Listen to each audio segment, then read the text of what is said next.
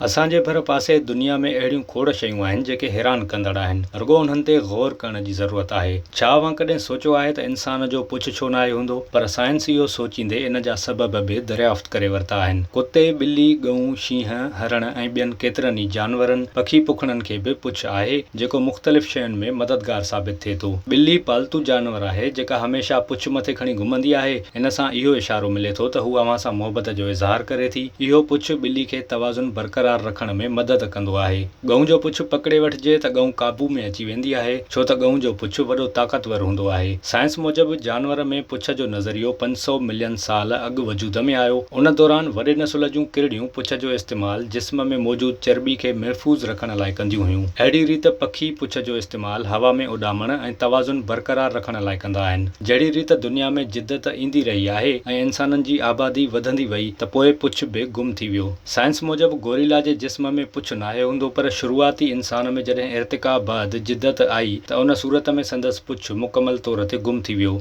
जेतोणीकि इहो ॿुधण में अजीब लॻे थो, पर इहा दावा बि साइंस जी आहे। इंसान जे पुछ न हुजण जो वॾो सबबु इहो आहे त इंसान ॿिनि पेरनि ते हले थो, जंहिं सबबु खेसि घटि ताक़त लॻाइणी पवे थी ऐं चइनि पेरनि वारनि जानवरनि जी भेट में रुगो 25% ताक़त जो इस्तेमालु करे थो। जानवर जो मथो अॻिते वधियल हूंदो आहे, जंहिं सबबु तवाज़ुन बरक़रार रखण में पुछ मदद कंदो आहे, पर इंसान जो मथो उभो आहे ऐं तवाज़ुन रखण लाइ पुछ जी का बि ज़रूरत नथी पवे। विज़िट कयो अवामी आवाज़ मीडिया ग्रुप जी वेबसाइट awamiawaz.pk